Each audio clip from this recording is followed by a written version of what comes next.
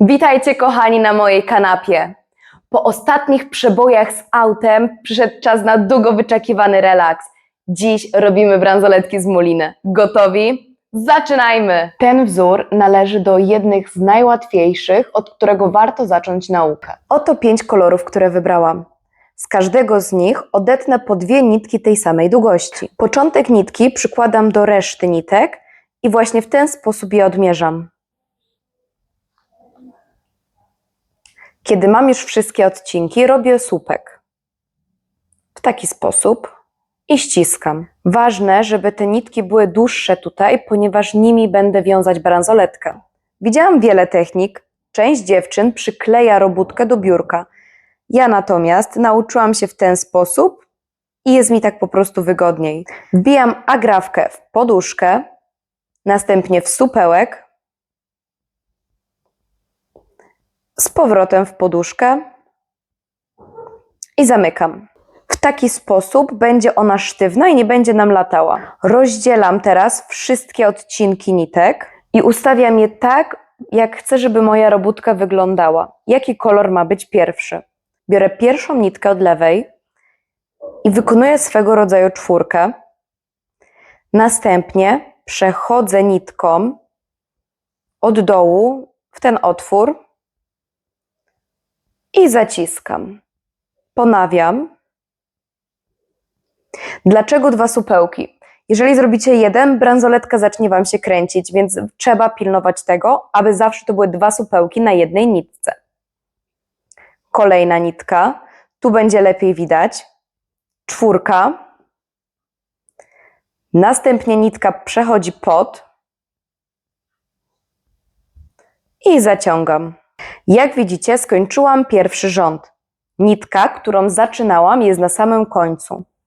W tym momencie wracam na początek, rozkładam sobie moje nitki tak jak wcześniej i wykonuję dokładnie te same czynności pierwszą nitką od lewej. Uwierzcie mi, po zrobieniu kilku takich linijek Wasz mózg się wyłączy i zaczniecie robić to wszystko odruchowo. Teraz wytłumaczę Wam, dlaczego uwielbiam przypinać robótkę do poduszki. Kiedy bransoletka jest coraz dłuższa, mam coraz mniej miejsca na robienie supełków. W takich momentach po prostu odsuwam trochę poduszkę.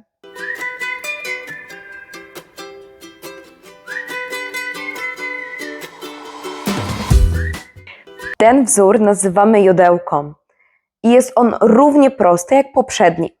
Tak jak na początku zaczynamy od lewej nitki. Czwórka, dół i zaciągamy. Raz, 2, kolejna nitka. Doszliśmy do środka. W tym momencie przestaję i skupiam się na prawej stronie. Tym razem będę jechała od prawej do lewej.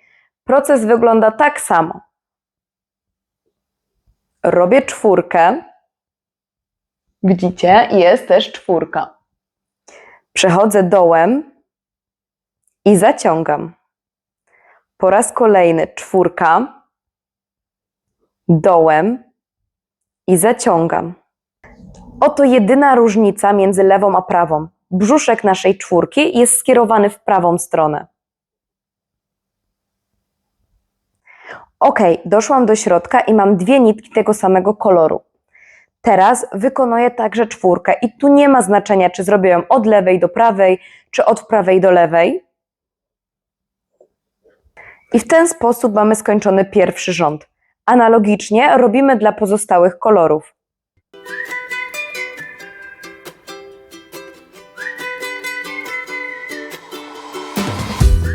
Ten wzór to mój faworyt.